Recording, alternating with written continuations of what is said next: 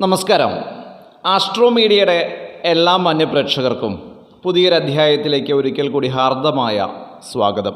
ഞാൻ ജ്യോത്സ്യൻ പ്രമോദ് പണിക്കർ പെരിങ്ങോട്. ഇന്നത്തെ ക്യാപ്ഷൻ എല്ലാവരും വായിച്ചു കാണും. വിവാഹത്തിന് ജാതകച്ചർച്ച നോക്കുമ്പോൾ ശ്രദ്ധിക്കേണ്ട കാര്യങ്ങളാണ്. ഇതാരും ശ്രദ്ധിക്കേണ്ടതാ? നോക്കാൻ വരുന്ന ആൾക്കാരും ശ്രദ്ധിക്കണം, നോക്കണ ജ്യോത്സ്യനും ശ്രദ്ധിക്കണം. ഒരു 10 കാര്യങ്ങൾ മിനിമം നമ്മൾ വളരെ ശ്രദ്ധാപൂർവം കാര്യങ്ങൾ കൈകാര്യം ചെയ്തില്ലെങ്കിൽ കൈവിട്ടു പോകാൻ സാധ്യതയുള്ള ഒരു അവസ്ഥ ജനങ്ങൾക്കുണ്ടാവും. കാരണം എന്താണെന്ന് വെച്ച് കഴിഞ്ഞാൽ, വരുന്ന ആളുകൾ ദൈവജ്ഞനെ വിശ്വസിച്ചുകൊണ്ടാണ് വരുന്നത്. അവരുടെ മക്കളുടെ ഭാവി ദൈവജ്ഞൻ്റെ കയ്യിലാണ്. അപ്പോൾ അത്രയും എക്സ്പെർട്ടായിട്ടുള്ള ആൾക്കാർ മാത്രമേ എന്തു ചെയ്യാവൂ? ജാതകച്ചേർച്ച നോക്കാൻ ഒരുമ്പെടാവൂ എന്ന് പറയണോ. കണ്ണി കണ്ട വെബ്സൈറ്റിലും ആപ്പുകളിലൊക്കെ നോക്കിയിട്ട് ജാതകച്ചേർച്ച നോക്കുന്ന ആൾക്കാർ ഇന്നുണ്ട്. അതൊരു പരീക്ഷണമാവും ചിലപ്പോൾ. ആ പരീക്ഷണം അതിൽ നമ്മൾ നിൽക്കാതിരിക്കുകയാണ് ഭേദം. കാരണം എന്താ വെച്ചാൽ കുട്ടികളുടെ ഭാവിയാണ്. ഇത് ഉദാഹരണം പറയാൻ കാരണം എന്താണെന്നറിയോ? ഇപ്പോൾ ഞങ്ങൾ ജാതകച്ചേർച്ചയൊക്കെ നോക്കിയിട്ടാണ് മക്കളുടെ വിവാഹമൊക്കെ കഴിച്ചത്. 2-3 കൊല്ലമൊക്കെ കഴിഞ്ഞപ്പോൾ അവർ ഡൈവേഴ്സായി, അല്ലെങ്കിൽ അവർ തമ്മിൽ പൊരുത്തക്കേടുണ്ട്, വീട്ടിലുള്ള ആൾക്കാരെ പ്രശ്നമുണ്ട്, വീട്ടിൽ താമസിക്കാൻ പറ്റുന്നില്ല. പെൺകുട്ടി വിവാഹം കഴിഞ്ഞ് 2 മാസം കഴിഞ്ഞപ്പോൾ ഇവിടെ വന്നതാണ്, പിന്നെ പോയിട്ടില്ല. ആൺകുട്ടിക്ക് ഭാര്യ വീട്ടിലേക്ക് പോകാൻ തോന്നുന്നില്ല, ഭാര്യയുടെ അടുപ്പം കുറഞ്ഞു. ഇങ്ങനെയൊക്കെയുള്ള പല വിഷയങ്ങളായിട്ട് ജനങ്ങൾ സമീപിക്കാറുണ്ട്. അത് ഒട്ടുമിക്ക ദൈവജ്ഞന്മാർക്ക് അറിയുണ്ടാവും. പക്ഷേ ആ ദൈവജ്ഞൻ്റെ ഭാഗത്തു നിന്നുള്ള കാര്യം ക്ലിയറായിട്ട് ചെയ്തു കൊടുക്കുക എന്നുള്ളതാണ് പ്രധാനം. ഇത് ഇങ്ങനെ തന്നെ സംസാരിക്കാൻ പറ്റുമോ? കാരണം എന്താ വെച്ചാൽ തുറന്ന് പറച്ചിലായിട്ട് ഇത് നിങ്ങൾ കണക്കാക്കണം. കാരണം ഇത് മൂടി വയ്ക്കേണ്ട വിഷയങ്ങളൊന്നും ഇതിൽ വരുന്നില്ല. ജനങ്ങളോട് എനിക്ക് പറയാനുള്ള കാര്യങ്ങൾ എൻ്റെ ഒരു അഭിപ്രായമാണ് ഞാനിതിൽ പറയണത് എന്നുള്ളത് ആദ്യം മനസ്സിലാക്കാം. ആദ്യം നമ്മൾ ചെയ്യേണ്ട കാര്യം ശുദ്ധജാതകമാണോ ദോഷജാതകമാണോ എന്നുള്ളത് നമ്മൾ നിർണ്ണയിക്കുക എന്നുള്ളതാണ്. നിങ്ങളുടെ കുട്ടി ആൺകുട്ടിയാണെങ്കിലും പെൺകുട്ടിയാണെങ്കിലും ശരി, ആ കുട്ടിയുടെ ജാതകം വിവാഹത്തിൻ്റെ വിഷയത്തിലേക്ക് വരുമ്പോൾ ശുദ്ധമാണോ ദോഷമാണോ എന്നുള്ളത് ആദ്യം നിർണ്ണയിക്കണം. ശുദ്ധജാതകത്തിലേക്ക് ശുദ്ധജാതകം തന്നെയും ദോഷജാതകത്തിലേക്ക് ദോഷജാതകം തന്നെയാണ് ചേർക്കേണ്ടത്.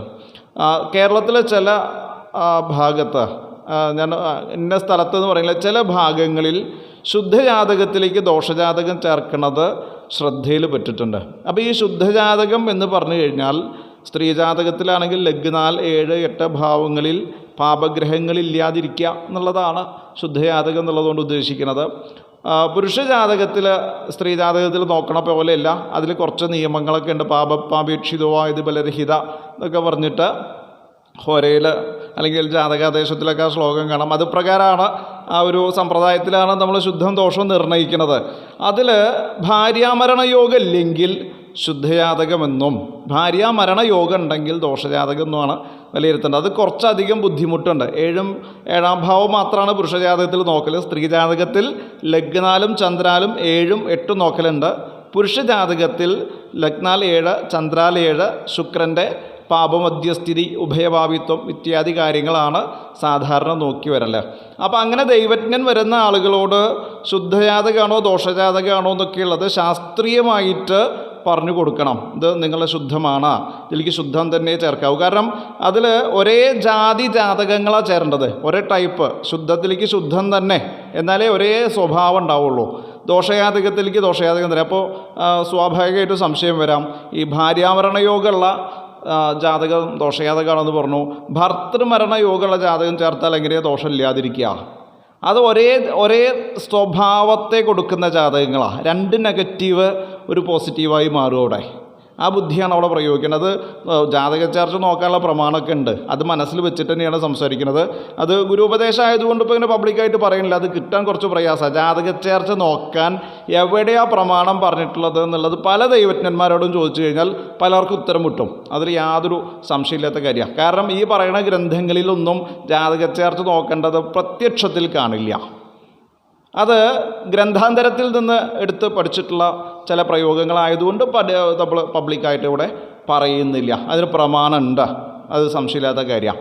ഇപ്പോൾ ഈ ശുദ്ധത്തിലേക്ക് ശുദ്ധം ചേർക്കണമെന്നും ദോഷത്തിലേക്ക് ദോഷം ചേർക്കണം എന്നുള്ളത് പറയാനുള്ള പ്രമാണമുണ്ട്.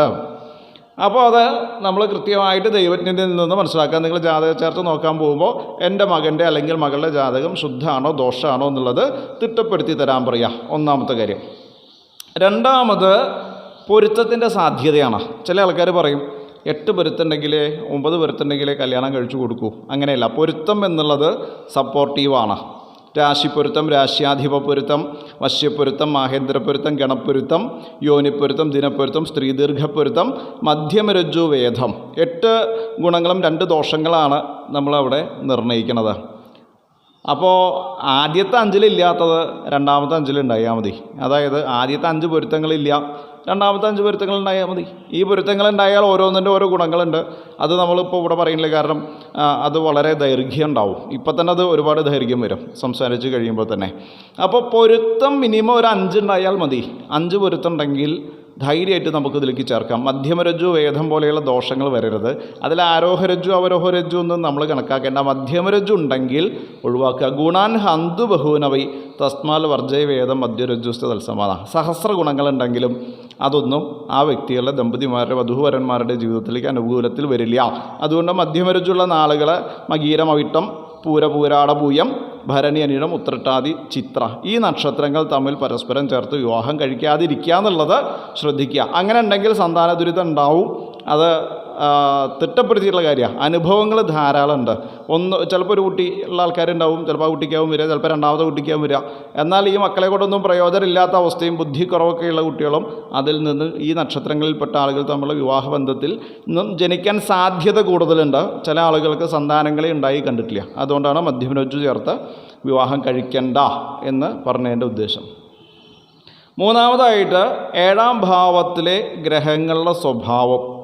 ഈ ഗ്രഹങ്ങളുടെ സ്വഭാവം എന്ന് പറയുമ്പോൾ ഇപ്പോൾ 7-ാം ഭാവത്തിൽ ചൊവ്വ നിൽക്കുന്ന ജാതകം, അല്ലെങ്കിൽ 8-ൽ ചൊവ്വ നിൽക്കുന്ന ജാതകം, ഇതിന് സാധാരണ ചൊവ്വാദോഷം എന്ന് പറയാറുണ്ട്. ആ ചൊവ്വാദോഷം നിർണ്ണയിക്കാൻ വേറെ കുറേ കാര്യങ്ങളുണ്ട് കേട്ടോ. ആ ചൊവ്വയുടെ ബലാബലം, ശുഭദൃഷ്ടി, ശുഭയോഗം ഇതൊക്കെ പരിഗണിച്ച് മാത്രമേ നമ്മൾ ചൊവ്വാദോഷം നിർണ്ണയിക്കാറുള്ളൂ. അതേപോലെ തന്നെ സ്വഭാവം ഇതേ ചൊവ്വയുടെ സ്വഭാവം പ്രകടിപ്പിക്കുന്ന മറ്റ് ഗ്രഹങ്ങളുണ്ട്. സൂര്യൻ, കേതു, രാഹു, ശനി ഇങ്ങനെയൊക്കെ വന്നു കഴിഞ്ഞാലും ഈ ചൊവ്വയേക്കാൾ ഒരുപക്ഷെ കടുപ്പത്തിൽ ദോഷം വരാം. ചൊവ്വയ്ക്ക് പ്രധാനം എന്താ വെച്ചാൽ ബാല്യേതു വിധവ, വിവാഹം കഴിഞ്ഞ് കാലതാമസം കൂടാണ്ട് വൈധവ്യം ഉണ്ടാവും. പെട്ടെന്ന് ഫലം കൊടുക്കുന്നുള്ളതാണ് ചൊവ്വാദോഷത്തെ ഇത്ര ഗംഭീരമാക്കാൻ കാരണം. അതേപോലെ തന്നെയാണ് ഇപ്പോൾ 7-ൽ നിൽക്കുന്ന 1-ലധികം പാപന്മാരുണ്ട് എന്ന് വിചാരിച്ചാൽ ദോഷത്തിന് കടുപ്പം കൂടുമൊന്നുമില്ല. അതിനനുസരിച്ചിട്ടുള്ള ഒരു പുരുഷജാതകം ചേർത്താൽ മതി. ഇപ്പോൾ ലഗ്നാൽ 7-ൽ ചൊവ്വയുള്ള ജാതകത്തിലേക്ക് 7-ൽ ചൊവ്വയുള്ള പുരുഷജാതകം തന്നെ ചേർക്കണമെന്നില്ല. പുരുഷജാതകത്തിൽ എന്തെങ്കിലും ഭാര്യാമരണയോഗം കുറച്ച് കടുപ്പത്തിൽ, ഇപ്പോൾ 7-ൽ ശനിയാണെങ്കിലും സൂര്യനാണെങ്കിലും കേതുവൊക്കെ ആണെങ്കിലും എന്ത് ചേർക്കാം? 7-ാം ഭാവത്തിലേക്ക് ആ ദോഷത്തിന് സാമ്യമുള്ളതായി കണക്കാക്കിയിട്ട് നമ്മളതിലേക്ക് ചേർക്കാം. അപ്പോൾ ഈ ചൊവ്വാദോഷം എന്ന് പറഞ്ഞ് പേടിക്കേണ്ട കാര്യമൊന്നുമില്ല. അതിന് കൃത്യമായിട്ടുള്ള പരിഹാര മാർഗ്ഗങ്ങളൊക്കെ ഉണ്ട്. അതൊക്കെ ചെയ്ത് അതൊക്കെ അവനവന് ഇഷ്ടപ്പെട്ട ദൈവജ്ഞൻ്റെ അടുത്ത് പോയിട്ട് അതൊക്കെ ചോദിച്ച് മനസ്സിലാക്കിയിട്ട് അതിൻ്റെ വൃത്തിയായിട്ടുള്ള പരിഹാരങ്ങൾ ചെയ്യാം. അപ്പോൾ ആ ഗ്രഹം അവിടെ ദോഷപ്പെടുത്തില്ല. അതേപോലെ 7-ൽ ശനിയൊക്കെ നിൽക്കുന്ന ജാതകങ്ങളാണെങ്കിൽ കുറച്ച് കളി മാറും. 7-ൽ ശനി നിൽക്കുക, നോക്കുക, സംശയിക്കുക അങ്ങനെയൊക്കെ വന്നു കഴിഞ്ഞാൽ ഒരു പക്ഷേ അവർക്ക് പൊരുത്തുണ്ടെങ്കിലും ജാതക ചേർച്ച ഉണ്ടെങ്കിലും ദാമ്പത്യം നന്നാവാറില്ല. അതിന് കൃത്യമായിട്ടുള്ള പരിഹാരങ്ങൾ ചെയ്തോളണം. ജാതക ദുരിതങ്ങൾക്കുള്ള പരിഹാരം, എന്തുകൊണ്ടാണ് ശനി 7-ൽ വന്ന് നിൽക്കാനുള്ള കാരണം എന്നൊക്കെ കണ്ടുപിടിച്ച് അതിനനുസരിച്ചിട്ടുള്ളതായ പരിഹാരങ്ങൾ ചെയ്ത് ആ ദോഷത്തെ പരിഹരിച്ച് മാത്രമേ വിവാഹം കഴിക്കാവൂ. അത് വിവാഹത്തിന് മുൻപ് ചെയ്യേണ്ട കാര്യമാണ്. ആ ദോഷത്തിന് പരിഹാരം ചെയ്ത് മാത്രമേ വിവാഹം കഴിക്കാവൂ. അപ്പോൾ ആ ദോഷം ഭാവിയിൽ ഉണ്ടാവില്ല. എന്നിട്ട് നിങ്ങൾ ജാതക ചേർച്ചയോ പൊരുത്തങ്ങളൊക്കെ നോക്കിയിട്ട് കഴിച്ചോളാം കേട്ടോ. അപ്പോൾ ദോഷമുള്ളതിലേക്ക് തന്നെ ചേർക്കണം. ഇപ്പോൾ 7-ൽ ചൊവ്വ ഉണ്ട് പറഞ്ഞിട്ട് പുരുഷജാതകത്തിൽ ചൊവ്വ വേണമെന്ന് യാതൊരു നിർബന്ധമില്ല. മറ്റ് പാപഗ്രഹങ്ങൾ ഏതെങ്കിലും കുറച്ച് ദോഷപ്പെട്ട് നിന്നാൽ മതി. അപ്പോൾ അതിന് സാമ്യതയുണ്ടാവും, ഈക്വലായിട്ട് നിലനിൽക്കും. അതേപോലെ തന്നെ 4-മത്തെ ഒരു കാര്യം, സ്ത്രീ ജാതകത്തിൽ 8-ാം ഭാവം അത് മൃത്യുസ്ഥാനമാണ്. 7-ാം ഭാവം എന്ന് പറയുമ്പോൾ ഭർത്തൃസ്ഥാനമാണ്. ഭർത്താവിൻ്റെ ശരീരം, സ്വഭാവം ഇങ്ങനെയൊക്കെയുള്ള സ്വഭാവങ്ങൾ ദ്യോതിപ്പിക്കുകയാണ് 7-ഉം 8-ഉം ഭാവങ്ങൾ. അപ്പോൾ 7-ഉം 8-ഉം കൃത്യമായിട്ട് നോക്കി ആയുസ് ഉണ്ടാവില്ലേ നോക്കണം. ഭർത്താവിൻ്റെ ശരീരകാന്തി, അതിൽ നിൽക്കുന്ന ഗ്രഹത്തിൻ്റെ സ്വഭാവം, അതിനൊക്കെ അനുസരിച്ചിട്ടുള്ള വ്യക്തിയാണ് വിവാഹമായിട്ട് കിട്ടുക, വിവാഹബന്ധത്തിലൂടെ കിട്ടുക. ഇപ്പോൾ 7-ൽ നിൽക്കുന്ന ഗ്രഹത്തിൻ്റെ സൂര്യനാ നിൽക്കുന്ന വെച്ചാൽ അതിൻ്റെ സ്വഭാവം ഉണ്ടാവും, ചന്ദ്രനാ നിൽക്കുന്ന വെച്ചാൽ അതിൻ്റെ സ്വഭാവം ഉണ്ടാവും, ചൊവ്വയെ നിൽക്കുന്ന വെച്ചാൽ അതിൻ്റെ സ്വഭാവമുള്ള ഭർത്താവായിരിക്കും കിട്ടുക. അപ്പോൾ ഇവർ തമ്മിലുള്ളതായ ഐക്യത്തെ നമ്മൾ മനസ്സിലാക്കിക്കോളാം. 7-ൽ നിൽക്കുന്ന ഗ്രഹത്തിൻ്റെ സ്വഭാവത്തിനനുസരിച്ചിട്ടുള്ള വ്യക്തി തന്നെയാണോ ഈ വ്യക്തിക്ക് വരേണ്ടത്, വധുവായി വരേണ്ടത് എന്നൊക്കെയുള്ളത് നമ്മൾ മനസ്സിലാക്കുക. അത് നമ്മളെ വെച്ചാൽ ദൈവജ്ഞ മനസ്സിലാക്കിയിട്ട് വേണം ഈ ജാതകങ്ങൾ തമ്മിൽ ചേർക്കാൻ.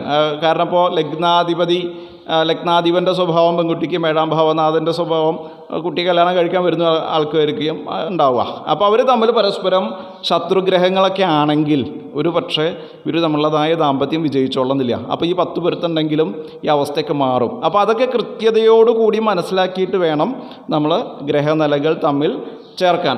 പിന്നെ മറ്റൊരു പ്രധാനപ്പെട്ട വിഷയം, ഇവരുടെ സന്താനഭാവം ചിന്തിക്കുമ്പോൾ വന്ധ്യതാദോഷങ്ങൾ എന്തെങ്കിലും ഉണ്ടോ എന്നുള്ളത് പരിശോധിക്കണം. വന്ധ്യതാദോഷം പരിശോധിക്കാൻ ജാതകത്തിൽ ഒരുപാട് ടൂളുകളുണ്ട്.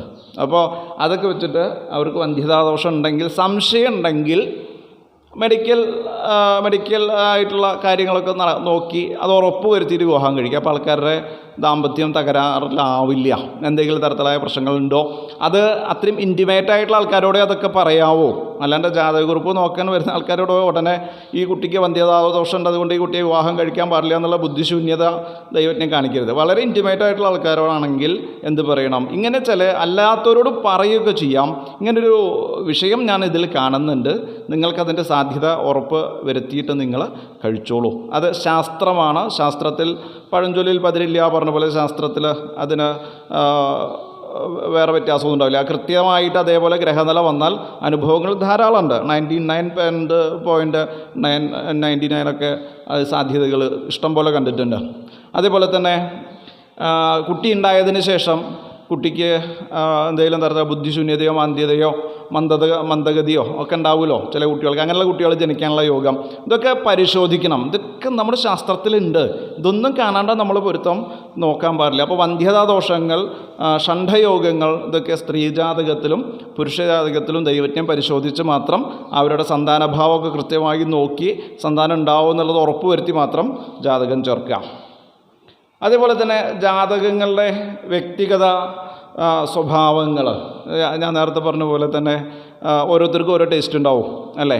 അപ്പോൾ അതിനൊക്കെ അനുസരിച്ചിട്ട് വ്യക്തിപരമായിട്ട് ആ വ്യക്തിയെ ഐഡൻറ്റിഫൈ ചെയ്യാം. അയാളുടെ സ്വഭാവ രീതി ഇന്നതാണ്, അയാൾക്ക് ഇന്ന ആഹാരമാണ് ഇഷ്ടം, അയാൾ ഇന്ന ശീലത്തോട് കൂടിയിട്ടുള്ള ആളാണെന്നൊക്കെ പരസ്പരം മാച്ചിങ് ആയിട്ടൊക്കെ നമ്മൾ നോക്കിയിട്ട് ചേർക്കുകയാണെന്ന് വെച്ചാൽ ഒന്നുകൂടിയൊക്കെ നന്നാവും. കാരണം ഒരു കുട്ടി ഒരു സ്വഭാവമുള്ള കുടുംബത്തിൽ നിന്നാവും വരിക, മറ്റാളുടെ ഒരു സ്വഭാവമുള്ള കുടുംബത്തിൽ നിന്നാവും.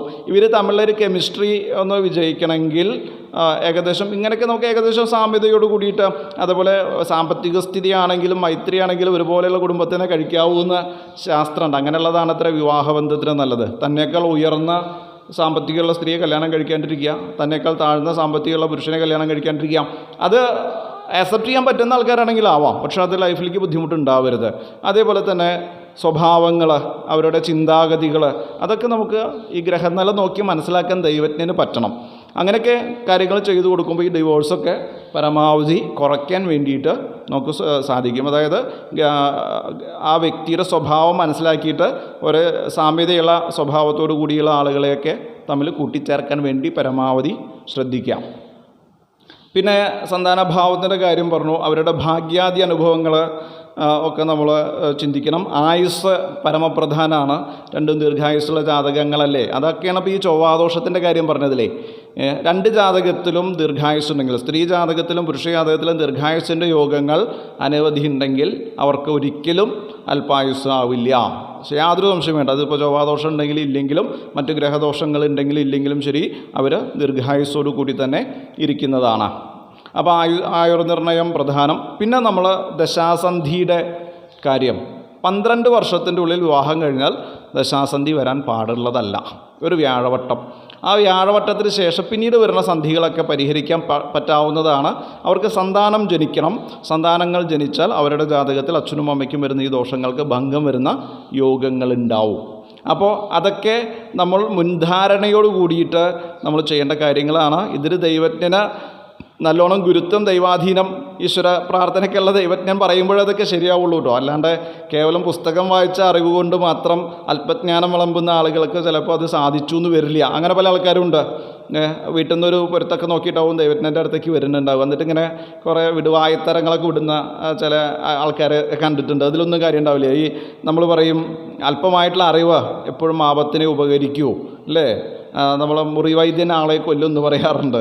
മുറിവൈദ്യം നമ്മൾ സ്വീകരിക്കാതിരിക്കാം. അപ്പോൾ നല്ലൊരു ദൈവജ്ഞൻ്റെ സമക്ഷം നിങ്ങൾ ചെന്ന് കാര്യങ്ങൾ ഭക്തിയോട് കൂടിയിട്ട് പറയാം, ഞങ്ങൾക്ക് ഇന്നതാണ് ആവശ്യം. അത് ഫോൺ വിളിച്ച് ചോദിക്കുന്നതിനേക്കാൾ നല്ലത് അടുത്ത് പോയി പറഞ്ഞാൽ ഒന്നുകൂടി നന്നായിരിക്കും. പിന്നെ കാലഗതിക്ക് അനുസരിച്ചും ഓരോരോ സമയത്തിനനുസരിച്ചൊക്കെ ചെയ്യാം.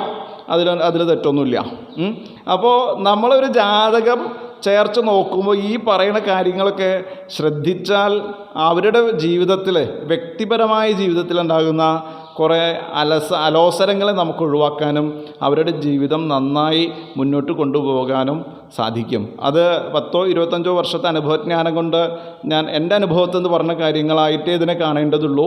അഭിപ്രായ വ്യത്യാസങ്ങളൊക്കെ ഉണ്ടാവാം, പലർക്കും പല അഭിപ്രായ വ്യത്യാസങ്ങളൊക്കെ ഉണ്ടാവാം.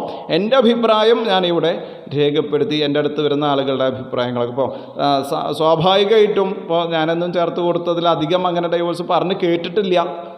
ഇനി ഉണ്ടായിട്ടുണ്ടോയെന്ന് അറിയില്ല, പക്ഷെ അങ്ങനെയുള്ള പരാതികളൊന്നും ഇതേവരെ വന്നിട്ടില്ല. അത് വളരെ ശ്രദ്ധിച്ചേ ചെയ്യാറുള്ളൂ. കാര്യങ്ങൾ പറഞ്ഞു കൊടുക്കാറുണ്ട്. പിന്നെ വീട്ടുകാരുടെ നിർബന്ധത്തിന് കല്യാണം കഴിച്ച പല നിമിത്തങ്ങൾ ശ്രദ്ധിച്ചിട്ട് ഈ വിവാഹം മുടങ്ങിപ്പോകാൻ സാധ്യതയുണ്ട് പറഞ്ഞ് വിവാഹം മുടങ്ങിപ്പോയിട്ടുള്ള ചരിത്രങ്ങളുണ്ട്. വിവാഹം പൊരുത്തം നോക്കുന്ന സമയത്തുണ്ടായ ചില നിമിത്തങ്ങൾ, ദുർനിമിത്തങ്ങൾ ഒക്കെ അതിന് കാരണമായിട്ട് പറഞ്ഞിട്ട് ആ വിവാഹം പിന്നീട് ഉപേക്ഷിക്കേണ്ട അവസ്ഥയ്ക്ക് അവർക്ക് അതുകൊണ്ട് മുന്നോട്ട് പോയി പിന്നീട് പാതി വഴിയിൽ ഉപേക്ഷിക്കേണ്ട സാഹചര്യങ്ങളൊക്കെ ഉണ്ടായിട്ടുണ്ട്. അപ്പോൾ ഈ പറയുന്ന കാര്യങ്ങളെല്ലാം ഒത്താൽ മാത്രമേ ഒരു വ്യക്തിയുടെ ജീവിതത്തിൽ ഇതിന് ഗുണം ഉണ്ടാവുള്ളൂ. ജാതകച്ചേർച്ച നോക്കി വിവാഹം കഴിച്ചിട്ട് എന്താ കാര്യം, സാലറിയുടെ പൊരുത്തല്ലേ നോക്കേണ്ടത് എന്നൊക്കെയുള്ള ചിന്താഗതിയുള്ള ആളുകളുണ്ട്. പക്ഷേ നിങ്ങൾ അതൊക്കെ ഭാവിയിൽ പോയി കിട്ടും. എന്തായാലും ശാസ്ത്രം അത് സത്യം തന്നെയാണ്, പരമാർത്ഥമായ സത്യം തന്നെയാണ് ശാസ്ത്രം. അതിനെ ഉൾക്കൊള്ളാൻ വേണ്ടി പരമാവധി ശ്രദ്ധിക്കാം. അപ്പോൾ ഇനി നമുക്ക് അടുത്ത എപ്പിസോഡിൽ മറ്റൊരു വിശേഷങ്ങളുമായി വീണ്ടും കേട്ടുമുട്ടാം. അതുവരെയ്ക്ക് എല്ലാവർക്കും ഒരിക്കൽ കൂടി നന്ദി, നമസ്കാരം, ശുഭദിനം. എല്ലാവർക്കും ഓണാശംസകൾ.